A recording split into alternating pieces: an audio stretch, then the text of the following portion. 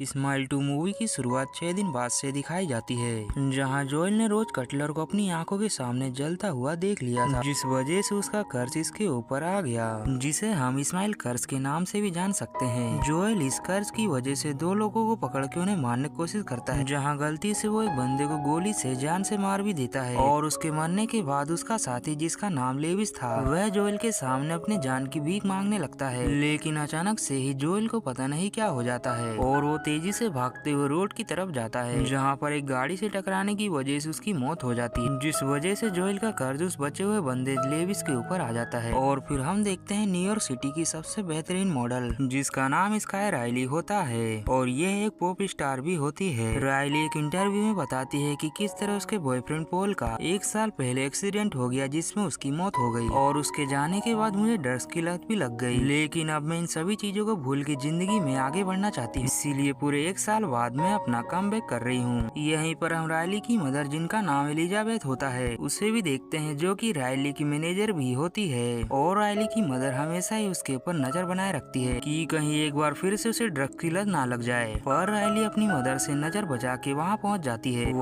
जाती है जहाँ पे ड्रग मिलता है, और ये ड्रग डीलर और कोई नहीं बल्कि लेविस ही होता है, जिसके ऊपर स्माइल एंटिटी का रिसेंटली कर्ज आया होता है। रायली को सामने देखकर अजीब तरह की हरकतें लेविस करने लगता है, जहाँ वो अगले ही पल भारी वेट को उठा के अपने चेहरे को बिगाड़ लेता है, और वो इतनी बार करता है कि उसका चेहरा ही फट जाता है, जिस वजह से उसकी मौत हो जाती है। और ये सीन देखने के बाद रायली को समझ नहीं आता है कि उसके सामने लेविस ने क्या किया, जिस वजह से उसके मन में ख्याल आता है कि वो यहाँ पुलिस को बुला ले। पर अगले ही पल वो फंस न जाए, इसलिए वो कॉल नहीं लगा के अपने घर आ जाती है। लेकिन घर आने के बाद अब उसके दिमाग में लेविस ही चल रहा होता है, और इसी के साथ रायली को हेलुसिनेशन भी होने लगता है, जहाँ उसे काफी ज्यादा अजीब चीजें दिखाई देती है। और ये सब दोस्तों इसलिए हो रहा था क्योंकि लेविस के मरते ही उसका कर्ज रायली के ऊपर शिफ्ट हो गया था, जिसका अंदाजा उसे भी नहीं हो रहा था। अब रायली अगले दिन अपने एक शो में जाती है, पर शो करने के बाद वो जैसे ही बाहर निकलती है, वो एक छोटी सी बच्ची उसे देख के काफी ज्यादा क्रीपी स्माइल करती है, जिसे देखकर रायली हैरान तो होती है, लेकिन वो कर भी क्या सकती है। अब घर आने के बाद वो अपनी दोस्त जेमा को बुलाती है, जिसके आते ही रायली उसके गले लग के रोने लगती है, क्योंकि रायली को जो भी फील हो रहा था उसे काफी ज्यादा बुरा लग रहा था, और वो हो रहे अपने साथ इन चीजों के बारे में अपनी दोस्त को बताती है,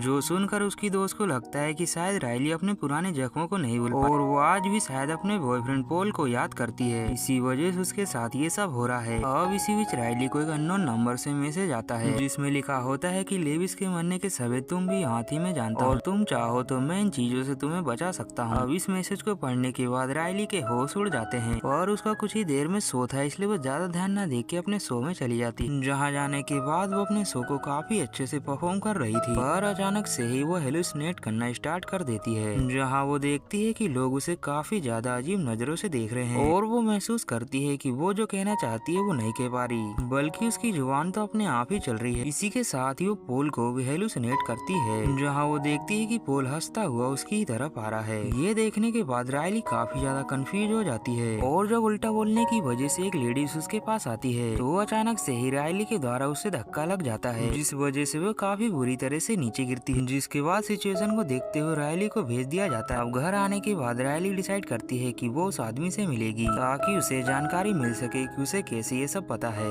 हम देखते हैं कि रायली उस बंदे से छुपते हुए मिलने के लिए जाती है, और इस बंदे का नाम दोस्तों मॉरिस होता है, जो कि फिलहाल में एक नर्स है, और वो इसी के साथ ही एंटिटी को टेकल करने का भी काम करता है। मॉरिस रायली को कहता है कि जो भी एंटिटी तुम्हारे अंदर है, उसे हमेशा ही एक होस्ट की आवश्यकता होती है, और जब भी वो होस्ट किसी वजह से मारा जाता है, तो वह एंटिटी सामने वाले के अंदर चली जाती है। इसका सीधा मतलब ये है कि जो भी कर्ज उसके ऊपर था वो सामने वाले के पास चला जाता है। यह सुनकर रायली हैरान हो रही होती है, और वो पूछ लेती है कि तुम्हें ये सब कैसे पता। तो मॉरिस कहता है कि ये सब मेरे छोटे भाई के साथ भी हो चुका है, और यही चीज उसकी मौत का कारण भी बना, इसीलिए मैं चाहता हूँ कि तुम्हें किसी तरह से बचाया जाए, और ये सब तुम्हारी हार्ट बीट को कुछ सेकंड या मिनटों के लिए रोक के हो सकता है। ये बात सुनते ही रायली को लगता है कि कैसी पागलों जैसी बात कर रहा है। इसी बीच रायली को उसके फैंस वहाँ पहचान लेते हैं, जिनसे बचकर रायली वहाँ से अपने घर की ओर भाग जाती है।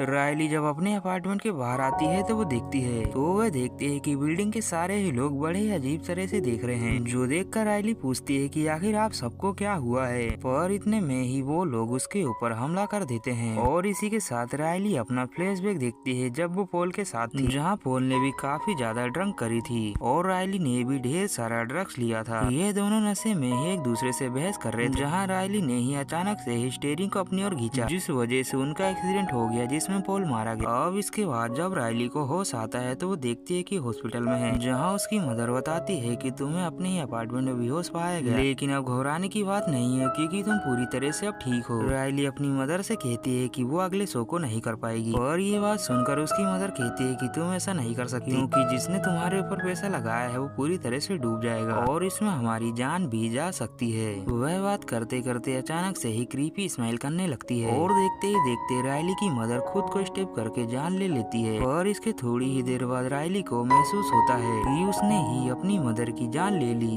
जो देखकर उसे बहुत ही ज्यादा रोना आता है। लेकिन वह फिलहाल इस सिचुएशन से बाहर निकलने के लिए वहाँ से भागने की ट्राई करती है, जहाँ वो देखती है कि सिक्योरिटी गार्ड के पास एक गन है जिसे वह जाकर किसी तरह से चुरा लेती है और उसी के बलबूते वहाँ से वो भागने में कामयाब हो जाती है, जहाँ बाहर जाते ही उसे उसकी दोस्त जेमा भी मिल जाती है, जो कि उसे कार में बिठा के वहाँ से भागने लगती है। इतने में रायली मॉरिस को मैसेज करती है कि वो इस किस्से को खत्म करना चाहती है और वो जल्दी से आकर उससे मिले। अब ये सब होने के बाद ये दोनों लगातार ही आगे बढ़ रहे थे और रायली देखती है कि उसे जेमा का ही कॉल आ रहा है। वह उससे बात करती है तो उसे पता चलता है कि जेमा तो और कहीं है। यह सुनकर वो बहुत ही ज्यादा हैरान हो जाती है और जब वे ड्राइविंग सीट की ओर देखती है तो वहाँ जेमा काफी क्रीपी स्माइल कर रही थी, जो कि देखते ही देखते वहाँ से गायब हो जाती है और रायली अगले ही पल महसूस करती है कि वो ही खुद कार चला रही है, जहाँ उसका एक्सीडेंट भी होते होते बचता है और वो किसी तरह से ड्राइव करते हुए मॉरिस के पास पहुँच ही जाती है। और इसके बाद मॉरिस रायली को एक खुफिया जगह पे लेके जाता है, जहाँ पर वो उसी प्रोसेस की तैयारी करता है जो उसने पहले रायली को कहा था। वह रायली को स्ट्रेचर पे लिटा के उसे कहता है कि अपनी आंखें बंद कर लो, जिसके बाद वो उसे एक इंजेक्शन लगा देता है और हम देखते हैं कि ऐसा करने के थोड़ी ही देर बाद रायली एक बार फिर से हेलुसिनेट करने लगती है और वो देखती है कि उसी की तरह एक और लड़की हंस रही है, जिसे देखकर वो पूरी तरह से परेशान अब हो जाती है। इसके अगले ही पल रायली महसूस करती है कि वो स्टेज पे है, जहाँ पर उसके सामने कई सारे लोग बैठ के उसके ऊपर हंस रहे हैं, जो देखकर रायली अपना मानसिक संतुलन खो देती है और ऐसा करने के बाद वो स्टेज पर ही अपनी जान ले लेती है और इस तरह से उसका कर्ज दोस्तों वहाँ के लोगों के ऊपर चल जाता है। दोस्तों आपको इस कहानी का रिकैप कैसा लगा कमेंट में जरूर बताएं। आप मिलते हैं दोस्तों अगली वीडियो में, तब तक के लिए बाय बाय।